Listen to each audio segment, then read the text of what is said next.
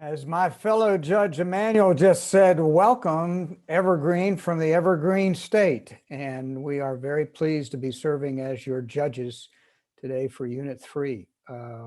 After we introduce ourselves and you introduce yourselves, don't forget to introduce the star of the show, your teacher. My name is Tom Tinder, and I'm an attorney from Charleston, West Virginia. Good afternoon. My name is Emmanuel Calzillo, Senior Advisor at the White House Hispanic Prosperity Initiative in Washington, D.C. I'm Jen Howell. I'm the Co-Executive Director of Virginia Civics. We run the Virginia We the People program. Good afternoon. My name is Shreya Narayan.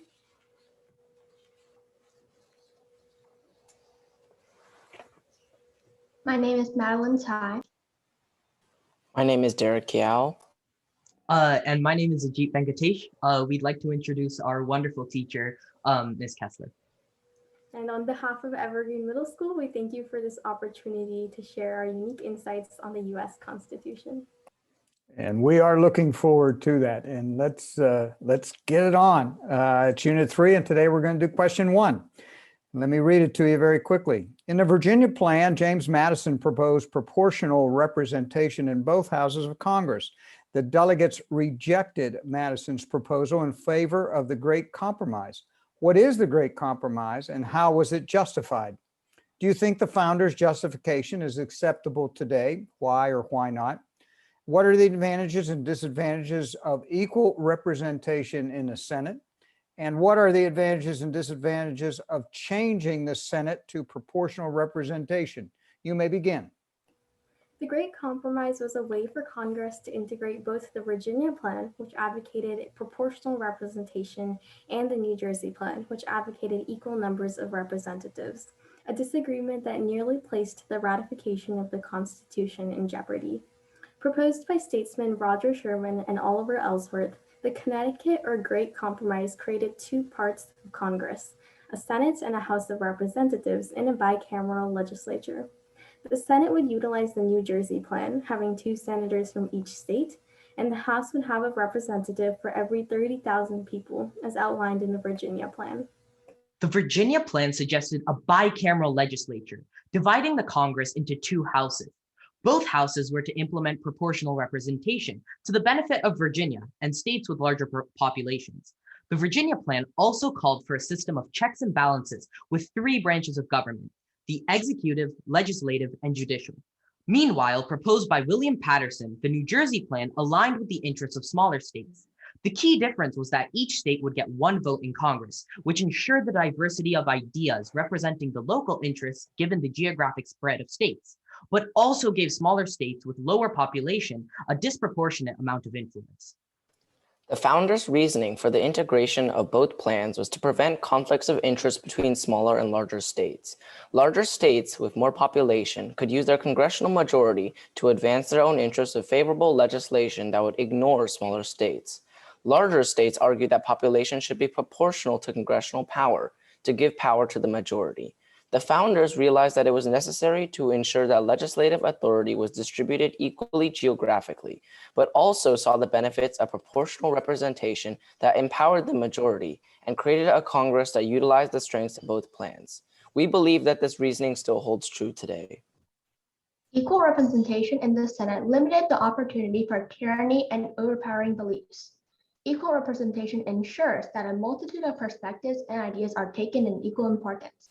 Meanwhile, proportional representation could open the doors for one group to have a disproportional advantage in the political sphere, making decisions without consideration of the minority's interests.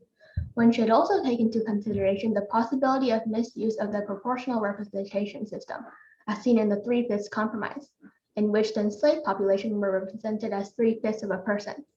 This allowed slaves with large enslaved populations to have a stronger political voice. However, the interests of enslaved people were not represented. In addition, proportional representation encounters many obstacles when predicting future population changes. However, there are also many arguments in support of proportional representation, including the Federalist Papers 10, which covers in detail the structure and effectiveness of the House of Representatives. The paper asserts that the inequality of power can be solved with the Republican governmental structure, in which representation is proportional yet small in comparison with the general population. It is even more prevalent when considering the Reapportionment Act of 1929, which limited the numbers in the House of Representatives, carrying forth the balance between a distribution of power and an ineffective and overpopulated system. In fact, equal representation may do the opposite of what it aims, creating an imbalance of power, when recognizing that while California has a population far larger than the population of Wyoming, they both still have the same amount of representation in the Senate. Proportional representation ensures that the voice of the majority is recognized and power is distributed accordingly to the majority's interests. Given the pros and cons of both structures, the bicameral Congress outlined in the Great Compromise remains the most optimal solution to represent the diverse interests of all the people. The coexistence of these two structures is what preserves the cooperation and the voice of the less populated states, while equally engaging the larger states, ensuring that the United States of America remained united at the Philadelphia Convention of 1787 and continues to remain united today. Thank you. Thank you. You mentioned bicameral, and there is one state in the nation, Nebraska, that has a unicameral legislature. They just have one house. Why do you think, or why not, should other states adopt a unicameral one-body legislature? I believe that states should have a bicameral legislature because it provides another layer of checks and balances. A unicameral legislature has one body of government, whereas a bicameral legislature opens up to a multitude of ideas, and it also provides another layer of checks and balances. Adding on to my colleague's point, I think a bicameral legislature is much more efficient in producing much more profound laws through debate, as they have, two different layers of representation.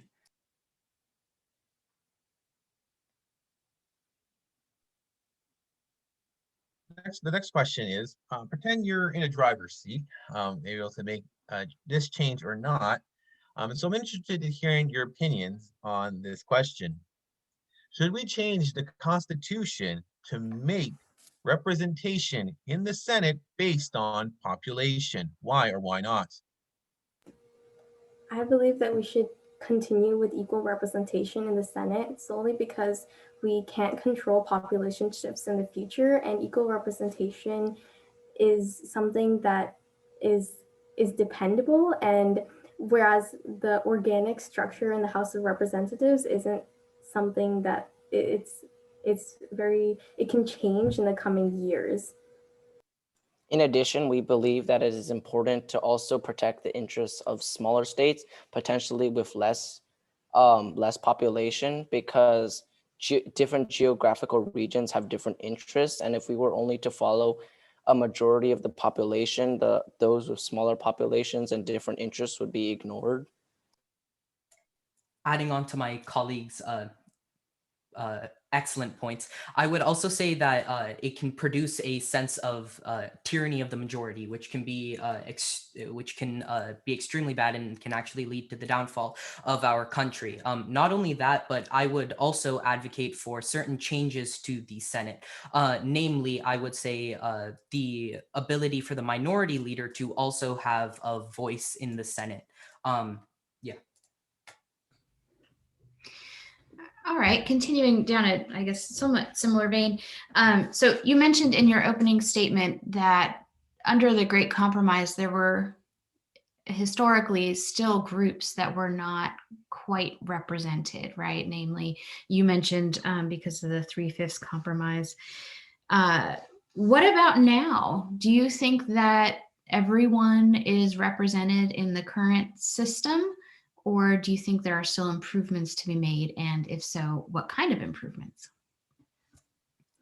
I believe naturally, at least in the past, like much more recent than the the 3/5 compromise, I would look at the Japanese internment, seeing as they did not have a voice as to ensure the safety of the majority.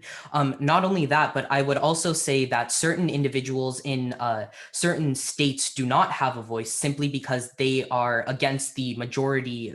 They are aligning with a party that is against the majority of like the state's party that state stands for. An example of this would be here in Washington, which is primarily a very democratic state. There are definitely a number of individuals who hold certain Republican views, and they do not get the same say as those who have a much more democratic view, because the officials that they elect, the majority of the votes from Washington essentially go to the Democratic Party. To fix this problem, I would essentially, specifically in the Electoral College, I would say implementing a system like the one Maine has. For example, basically using our Electoral College votes in a method that is proportional to the population, to the like parties that our population votes for. Speaking of parties, political parties, we have two major political parties in the United States, the Republicans and the Democrats. There are other countries that have many more. They have 3, 4, 5, 6, 7 major parties. Do you think that we should have more political parties in the United States? Why or why not? I do believe that we should have more political parties in the United States because the ideas, and since the beginning of the United States, we've had anti-federalists and federalists, and now we have Democrats and Republicans, but it could actually be detrimental because there are certain views that may not fit within one of these two parties, but they aren't taken into consideration solely because we are so split. And George Washington actually warned that this sort of split of two factions could be detrimental to our government structure. And although having like 3 or 4 factions might not still be great, it's better than having 2. Adding on to what my colleague said, I would say I 100% agree with George Washington's farewell address, but not only that, I would say that the most ideal situation would be having a partyless government where politicians are judged not based off of the party that they are that they are representing, but are judged simply by the policies that they are representing, so that we can advocate for the most progress in our communities. I want to take something from your presentation. You brought up the Reappropriate Act of 1929, I believe, that limits the number of representatives in the House. Knowing then that the nation's population was a little bit smaller then than it is now, almost 100 years later, actually, do you think we need to revisit that act and make some changes? Why or why not? I mean, changes means like maybe increase more representatives or something like that. I actually believe that we should not increase the number of representatives solely because if there are too many representatives in the House of Representatives, it could be detrimental to the progress because we wouldn't be able to reach conclusive. I'm actually going to reference the Federalist Papers 10, in which they talk about why a direct democracy wouldn't work. And so that's because there's too much turbulence, meaning that there wouldn't be any progress because there are so many different voices.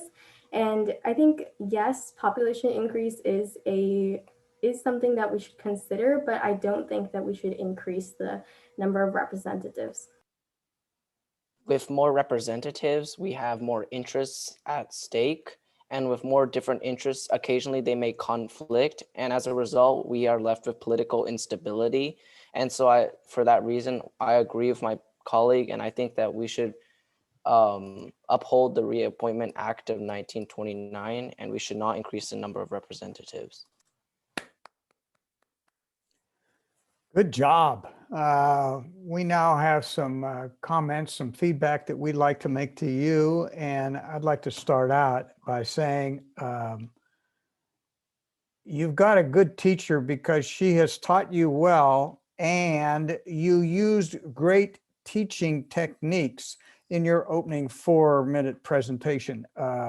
You told a nice story, and you provided us with a lot of facts and information that we had not received before from other groups. So you've done your research, and you have a great deal of knowledge to and opinions to share with us.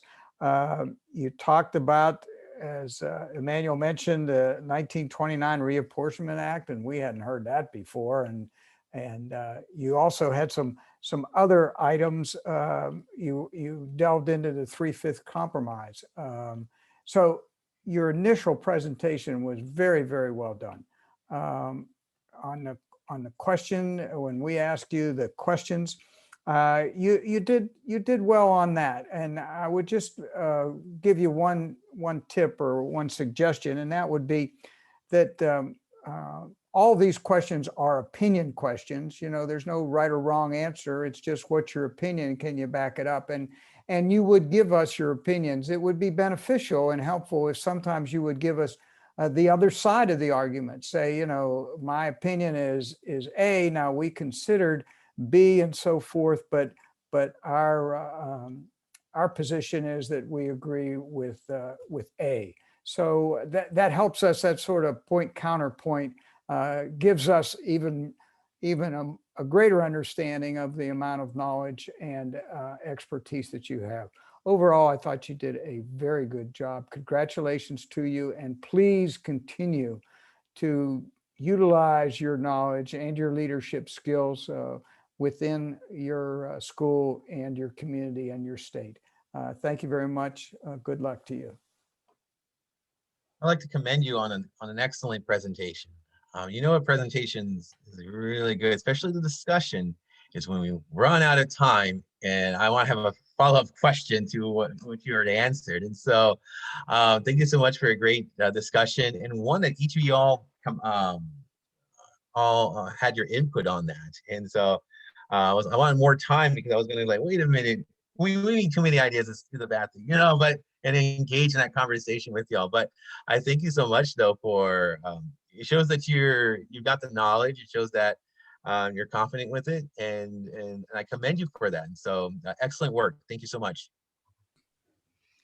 Yeah, I completely agree with my fellow judges. I had 3 points written down that I wanted to highlight to you guys as things that I really thought were strong with your presentation. One, you were able to apply this question to your current circumstance. And so you were able to bring in, you know, what the situation is like in Washington and how these big, broad theoretical ideas have, you know, an actual concrete impact on your everyday experience. I thought that was great.